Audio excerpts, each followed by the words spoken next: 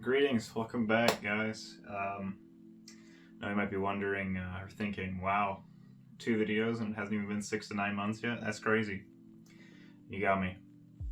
Today I want to do something a little bit different.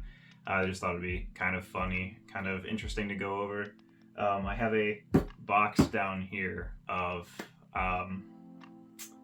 6 different Bandai vinyls, except what happens when you order them off of, say, AliExpress. So they are bootleg Bandai vinyls, and I figured we'd just go over them, compare them to the official Bandai's, because I have more or less all of these, their original variants. I picked all these up to do customs, play around with, without, damaging or destroying or paying for a real Bandai vinyl. They exist anyways. What's me purchasing and do? Nothing. So, I guess let's just get started. And I ordered 2 of these. This is a bootleg Kiryu. Pretty interesting. It's really rough feeling. The texture on it's really bizarre. It's like as they were spraying the silver onto it, it was drying in the air as they were spraying it, so it was landing on the plastic, and it just dried with bubbles. It's super rough. The texture's all messed up. It's interesting to hold on to. The cables are painted super dark black. Very interesting. Basically same paint application spots as the regular Bandai, but the mouth slot is painted black.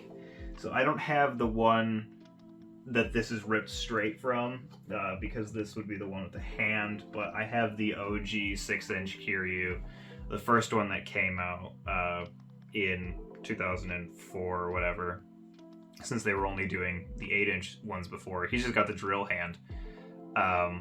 But they are identical in size. It doesn't look like there's much shrinkage when they ripped the mold. As you can tell, this is like a bright silver color, and this is a gray, and mine has the drill hand because it's a different mold. But for the most part, I don't see any shrinkage or any huge differences in the mold. Obviously, this has lost some of the texture from them pulling it probably off of a vinyl and not an actual mold. The spines are shortened for sure. They're all a little wonky. The head spikes are not as defined either. Everything on the head detail does not come out as far, and the fins almost lose their little texture entirely. But for the most part, it's not terrible. You definitely have quality loss, that's for sure. The back of the legs aren't painted on this like they are this, but the new ones that these are pulled off of hardly have any paint on them at all in comparison to the original that Bandai released. So that's kind of just a shame, and Bandai being lazy these days. The neck is wider or the head is smaller. That is one thing I'm noticing. The gap between the neck and the head is a lot more noticeable. I believe the head is just smaller overall, and that's what happened. So definitely bizarre.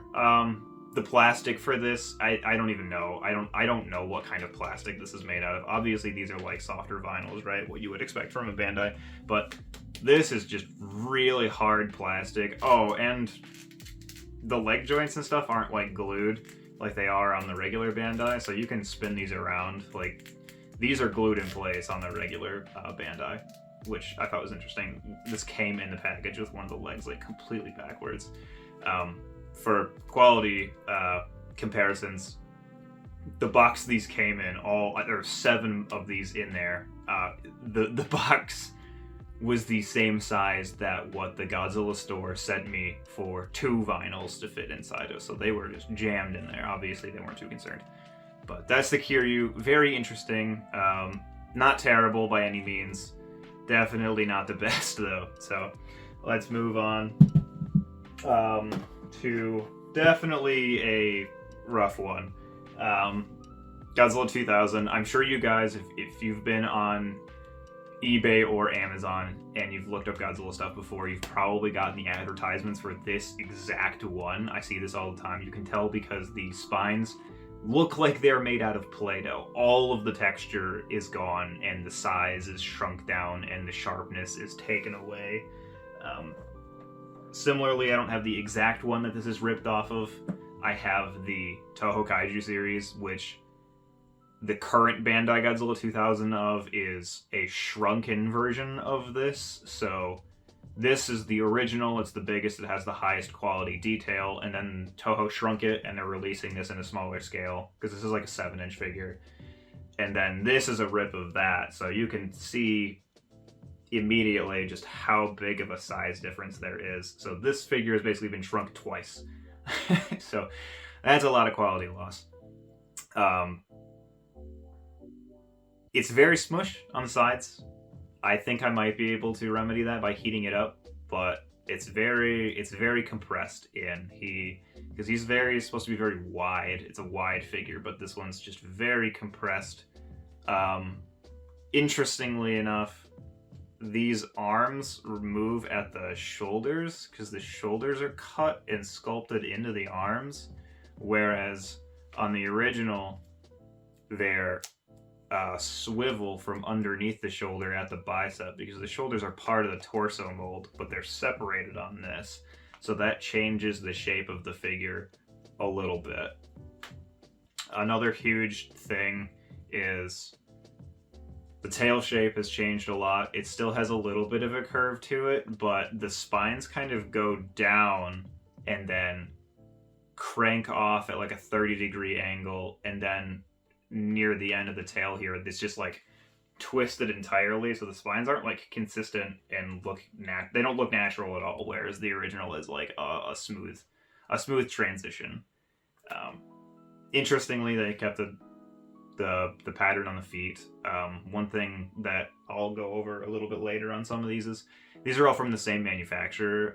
They stamp on some of these, they stamp their brand name where the Bandai print used to be, as long as it wasn't a textured area, which is interesting that they're actually claiming the molds as their own. I guess if they changed a little bit, it's close enough. But just look at the difference in those spines. That's wild. I'm probably going to take an X-Acto knife to the spines on this when I do the custom and try to sharpen them back up a bit, because they are just so diluted in quality in comparison. But still, not terrible, not the worst thing I've ever seen. It'd be great if you're just buying cheap toys for your kids that you don't want them to potentially mess up like real valuable collectibles. You can get one of these guys for like $6, free shipping, and good enough, right? Moving on. This one's pretty good. It's the 6-inch Shin.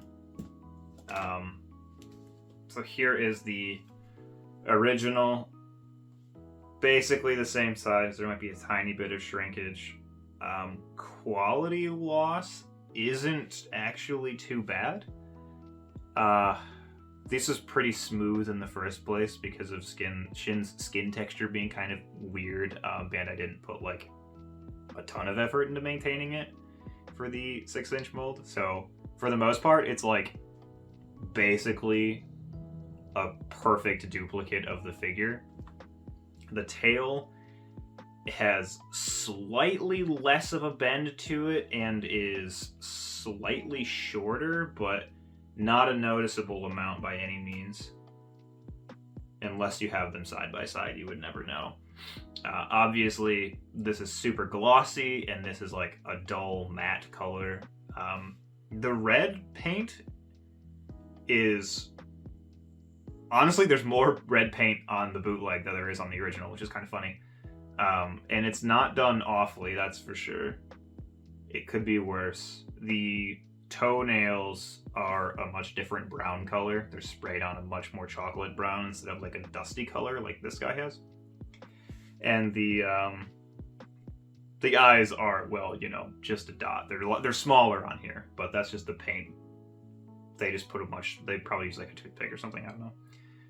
You can't really tell. It's basically worn away entirely, but they did try to fill in the Bandai stamp on the foot on this one, but it is just barely still there. You could make it out if you looked hard enough or knew what you were looking at. So this one's not bad. I give this one a solid pass.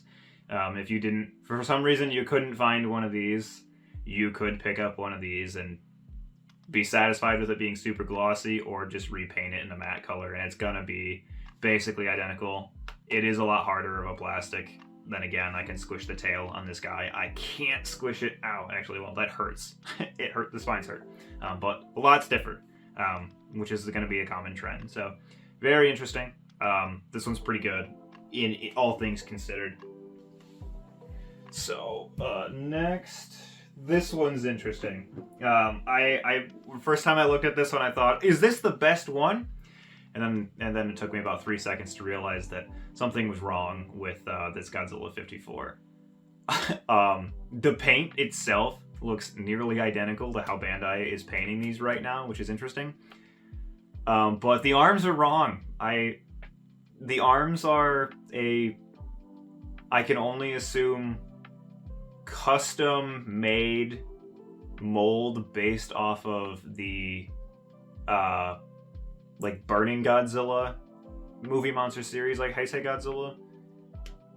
They are very bizarre. The hands match up with those, but those are also bicep swivels like the Godzilla 2000, so there isn't a shoulder that they're connected to.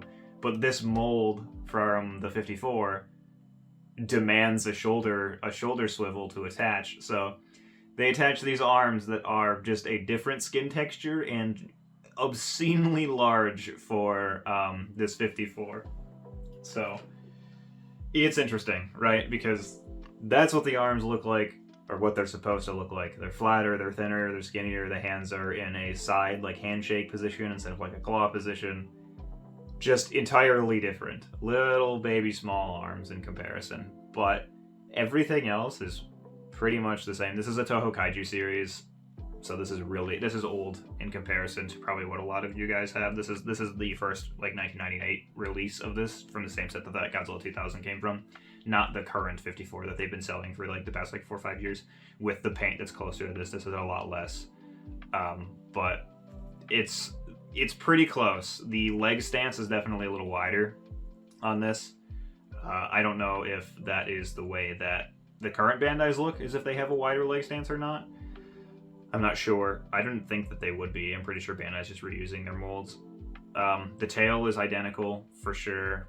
The chest and the head sculpted together are identical for the most part. So this was like almost a, I would say a perfect bootleg. The eyes are painted a little bit wonky, but I mean, they're just supposed to be white cornea, black pupil. You could fix that easily. It was almost a perfect bootleg. Almost. All they had to do was put the right arms on there, but they didn't, and that kind of ruined it. I plan on making molds of the arms off of this figure, and then just basically making duplicates of them, taking the arms off here, throwing these away, and then putting those on, because this whole thing is going to get a repaint anyways for what I'm going to do with it, so that wouldn't matter. And if I end up losing arm articulation because I can't get the mold perfect to have like the little cup on the inside, no big deal. But almost a perfect mold. I'd have to recheck the listing. I'm pretty sure I would have noticed if it had the wrong arms on the picture, so this could just be a sweatshop mistake, and you might have different results if you order a 54 off of like AliExpress or another bootleg notorious site. But man, it was so close to being like perfect with this guy. But you know what? Close enough. It was like $5, right? And one of these is what, 20, 25 with inflation or something, when they used to be like 15 at the minimum. Classic. Maybe I'm just old and collecting Bandais at this point and remember the good days when they were cheap. So next, Biolante. Also one of the relatively cheaper ones, and also one of the ones that you see the bootlegs of everywhere on Amazon and Bandai. This one does have the different brand stamp on the bottom. It says Bargbk China instead of Bandai. Also a pretty inoffensive bootleg. Here's the original that this is sculpted on or whatever, based off of molds recast or whatever. This is a much lighter green color. This is a dark forest green. The orange paint is nearly identical in color. It's more sloppily applied on the bootleg, which is a shock to literally nobody. The red is lighter. The teeth are more sloppily painted. The eyes are a different color. But for the most part, everything that is painted on here is painted on the bootleg. Even how this one has a super slight different green. It's not even like a highlight. It's like a mid-light, right? It's an accent color. This has a hot green highlight going down the back of like Violente's fake spines. And it offsets it. It's I think that's what makes this look extra cheap, is the very vibrant green used on it instead of using like a neutral color. But yeah, the painting is honestly, it's not that bad. You could darken this up and it would look pretty much the same. The joints on the front of the vines are one of the things that's a little bit different. They are really loose fitting. It's like, because they cast this again in a super hard plastic that's probably like 30% like lead and 26% cancer, and the remaining percent is plastic. It just doesn't fit in as well. It's not a smooth seam like it is on the original, which, whatever, to be expected, right? It's fake. But the mold itself, it retained the texture pretty good. I don't notice anything super off. I think that this was a pretty good mold that they were able to rip off of this. Everything's pretty much there, just as you would expect. It's not like a huge loss of detail anywhere. I think that it's like a near identical clone, aside from the joints on the vines fitting a little too loosely. This is a pretty good knockoff. Definitely in the higher tier for sure. Worth it if you didn't want to buy one of these, I guess, for some reason, but these are still really easy to find and plentiful, and you might as well buy the real one if you're going to be buying it to display it. But if you are like me and this is going to be completely repainted and turned into an abomination, probably for fun, fake one all day. Definitely interesting. Like I said, super hard plastic on this, where this is still soft vinyl. And then the last one I have is everybody's favorite King Ghidorah. And this is a rip of the first 6-inch sculpt of the Heisei 91 Ghidorah, not the one that was just released in 2023, midway through I think is when that figure came out, halfway through 2023. This is the original, which is the same as this. Obviously, you can tell mine is a much darker gold. That's because mine's really old when they used darker golds for these. The newer, more recent releases of these from Bandai, before they changed the mold, which was a brighter gold closer to this, but not this obnoxious of a color still. So that's one huge thing you can tell immediately, is the colors between these are crazy different. The wings are also smaller. Just that actually was something that shrunk a lot from what they were doing. There's a couple centimeters missing off of the height of the wings, and it's really not a ton when you look at them like side by side. But it makes the Ghidorah feel like something's wrong. Like, you can't quite put your finger on it when you look at it, but it's the wings are too small. The tails were also shortened dramatically. I don't even know how they were able to get that much off, aside from maybe cutting it somewhere and then reattaching it to save money on vinyl consumption or plastic consumption, but tails are super short in comparison as well. Honestly, overall, I think every part of this has a little bit of shrinkage, but the wings and the tails have it the worst, because even the torso looks a little downsized. The legs look pretty much the same size. He's a lot more squished together, but the feet are the same size. So, I don't know. Weird parts of this shrunk. Obviously, the heads are also a lot more constricted together. I'd be curious to see if I can even get those to separate it out at all with heating them up.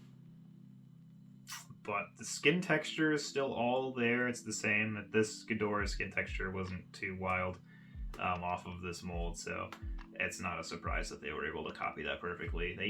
I'm honestly surprised that they did the different heads, right? Because the center head has different horn molds for some reason off of this figure. Which is why I like the newer one a lot more, because the heads look way better. I don't understand this crown.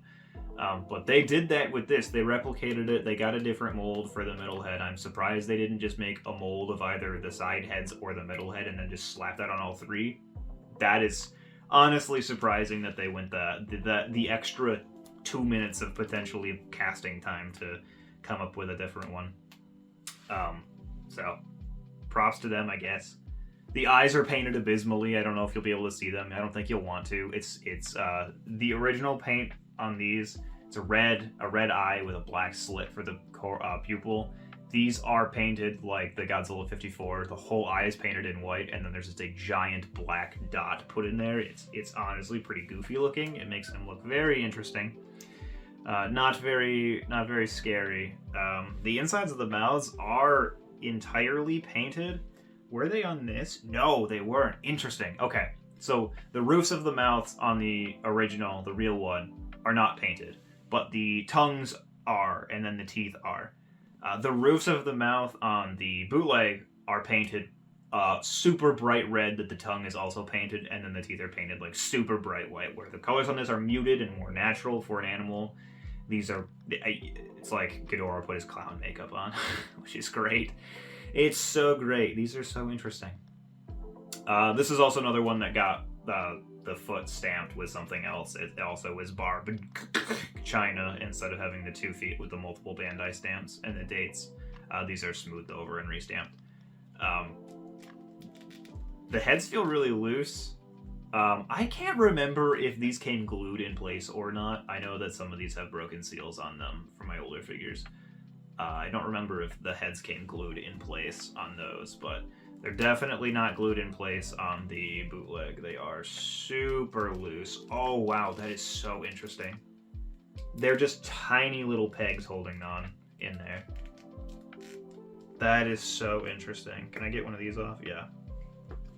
So the joints on the old heads are basically the entire width of the neck.